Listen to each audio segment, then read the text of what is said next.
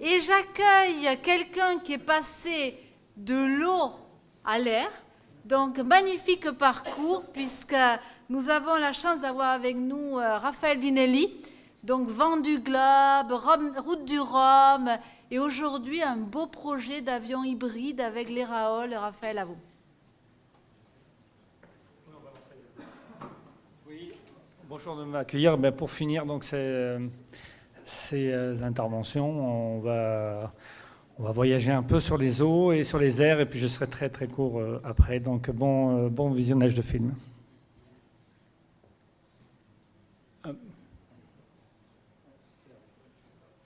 Bon, je vais très rapidement, je vais voir si c'est le bon système.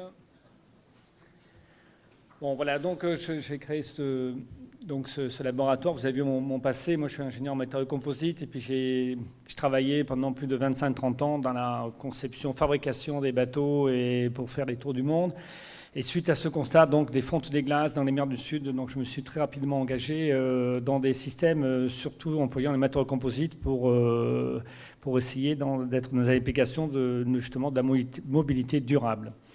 Donc, j'ai créé un laboratoire qui s'appelle Laboratoire Océan Vital avec une équipe. On est basé à La Roche-sur-Yon et on a essentiellement développé un brevet de panneaux solaires qui encapsule des cellules dans des matériaux composites et polymères qui donnent un avantage de poids et de flexibilité. C'est un panneau qui fait à peine 1000 grammes, 1600 grammes mètre carré contre 18 kilos.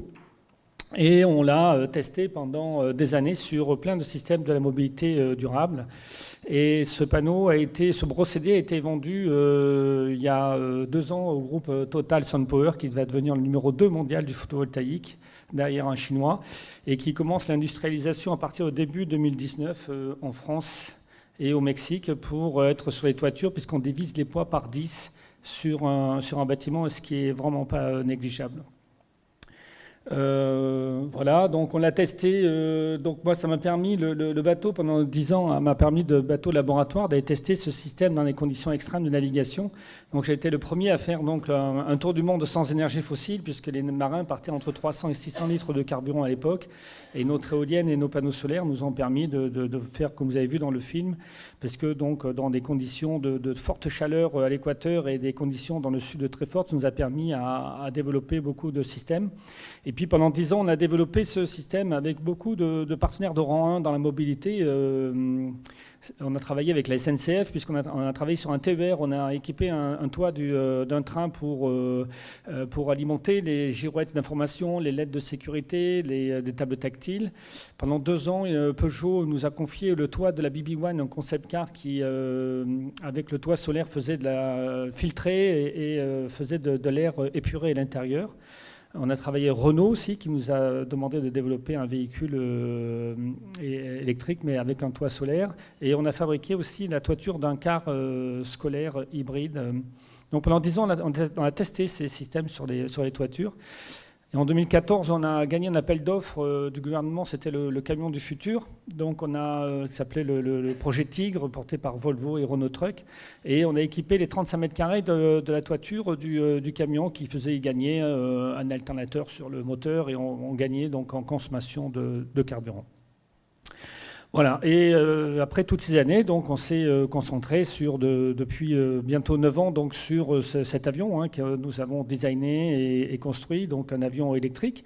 Et la particularité, vous l'avez bien vu, c'est que la batterie a une capacité massique qui est assez faible par rapport à 1 litre ou 1 kilo de carburant, puisqu'on est à des rapports de 1 à 25 ou 30 encore. Alors si dans ces avions de 4 places que vous avez dans les aéroclubs qui font environ 100 litres de carburant et qui ont 4 heures d'autonomie, si vous les remplacez par des batteries lithium-ion, il faut 3 tonnes de batterie pour à peine 100 litres de carburant. Donc vous voyez, c'est pas demain qu'on va voler à l'électrique pure. Donc l'idée pour moi, ça a été de monter de créer une chaîne, et c'est ça qu'on brevette en ce moment, c'est de faire une traction 100% électrique, parce que le moteur électrique a un rendement de 90-98%. Et ensuite, c'est de faire un bus 400 volts, et ça, c'est de créer l'énergie à bord du véhicule, et donc de l'aéronef. Et à partir de là, on utilise en plus des énergies les plus propres possibles. Donc moi, j'apporte 20-25% de solaire. Au début, on marchait avec des biocarburants. Donc, on a Mathias Smith là, qui est donc sur Pécotti. On avait un partenaire commun qui était Fermental, Galibourne. Alors, ça marchait très bien au sol, mais l'algue, quand j'étais à partir de 2-3 degrés, elle se figeait puisqu'il y avait, de la paraffine, des particules d'eau. Donc, c'était très difficile de mettre des antigels. Donc là, j'utilise une huile issue de végétaux de recyclage.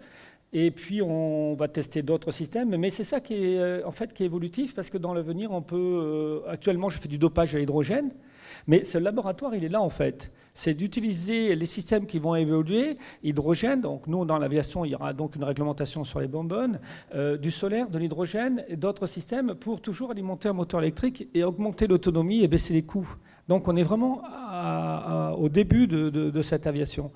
Et l'autre aussi avantage, c'est que quand j'ai un des systèmes qui est tombé en panne, en général dans l'aviation qui est en monomoteur, vous tombez en panne dans la montée initiale au décollage, l'arrêt il est très catastrophique. Quand vous tombez en panne en altitude, les pannes moteur, on les apprend, on va se poser dans un champ ou autre, c'est déjà assez dangereux. Moi, il m'est arrivé la panne d'un des systèmes, et même les plus importants, qui fait à peu près 70, on va dire, de range extender, au décollage. Et j'ai pu rentrer sans m'aider en vol mode dégradé, en vol avec une faible vitesse, rien qu'avec des autres systèmes. Donc on a prouvé que la multi-hybridation, le mix énergétique en avion, amenait aussi une redondance et une sécurité qui est non négligeable, parce que vous avez vu, donc on parle de train, on parle de voiture, mais en avion, vous n'avez pas droit à l'erreur. La sanction, elle est très, très sévère. Et là, on a justement d'autres systèmes d'hybridation qui vont être en cours. On a donc avec Dominique Rochier donc, de Bordeaux, de Technopole, et puis au lab de Montesquieu, on va essayer aussi d'adapter, si je fais des traversées au-dessus de la Méditerranée, au-dessus de l'Atlantique, on va essayer de se servir de systèmes qui ont déjà existé, qui sont donc la paravane, on appelle ça donc l'aérofoil, c'est utiliser les ailes de l'avion, non plus avec une portance qui est tractée par une hélice, et essayer d'utiliser les ailes comme une voile d'un bateau, avec un foil, et puis donc de créer une portance et une vitesse pour avoir une énergie complètement gratuite. Donc cette multi-hybridation, ça peut être le vent, le soleil, la bioénergie, l'hydrogène, et c'est ça le vrai laboratoire d'Ereaol. Voilà, donc une construction évidemment très design, avec du carbone pour être le plus léger possible. On essaye aussi dans ce laboratoire, comme on a fait sur le panneau solaire. Donc, pour terminer, c'est que notre laboratoire, nous, c'est de faire des démonstrateurs pour montrer que ça marche, et puis aussi d'industrialiser, de vendre nos procédés à des industriels pour l'avenir. Donc on a du matériel industriel, puisque l'idée, bien sûr, maintenant, c'est d'essayer de décliner et de transférer Ereaol pour l'aviation légère de tourisme de demain, et pourquoi pas des avions, des écoles d'aviation. Et donc pour surtout avec 3 ou 4 paramètres, c'est donc la sécurité pour redonder donc les moteurs, l'acceptation des riverains avec des sonorités très très très faibles, la fiabilité par tout ce qui est la chaîne de traction hybride, et surtout diminuer les coûts, parce qu'aujourd'hui une heure de vol c'est 140 € par heure de vol, et c'est de diviser par 2, et puis aussi d'avoir une transition énergétique avec une diminution drastique des CO2. Voilà, donc on a eu beaucoup de pilotes d'essai, des partenaires médiatiques que vous avez vus, et puis donc des pilotes qui ont poussé avec Bertrand Piccard, Raphaël Danjean. Donc voilà, je passe assez vite. Et puis donc pour terminer, l'objectif c'est bien ça, c'est de prouver par des records que ce laboratoire volant va aller dans l'avenir, et de le transférer. Alors avec le New York Le Bourget l'année prochaine ou en 2020, tester des nouveaux biocarburants, bioénergie, parce que ce laboratoire il va évoluer en permanence, et puis de transférer à l'aviation de demain 2 places, 4 places, 6 places, mais voilà, c'est le début d'une nouvelle ère dans l'aviation de demain. Merci pour votre invitation.